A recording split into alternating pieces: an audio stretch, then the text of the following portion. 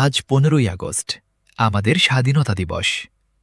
সকালে ঘুম থেকে উঠেই চলে এলাম গ্রামের প্রাইমারি স্কুলে। একটা সময় আমিও এই স্কুলেই পড়তাম। কত স্মৃতি জড়িয়ে আছে এখানে। স্কুলে গিয়ে দেখি চারপাশটা চমৎকার সাজানো। আমাদের স্কুলের হেডস্যার সবাইকে সাথে নিয়ে পরম শ্রদ্ধায় জাতীয় পতাকা উত্তোলন করলেন। পতাকায় বাধাই করা ফুলগুলো যখন বাতাসে ছড়িয়ে পড়ল, সেই দৃশ্যটা এক কথায় অসাধারণ ছিল। এরপর অনুষ্ঠানে উপস্থিত গ্রামের চেয়ারম্যান ও বিশেষ অতিথিদের বরণ করে নেওয়া হল। দেশনেতাদের ছবিতে পুষ্পার্ঘ্য অর্পণ করা হল। সবাই মিলে একসাথে গাইলাম জাতীয় সঙ্গীত।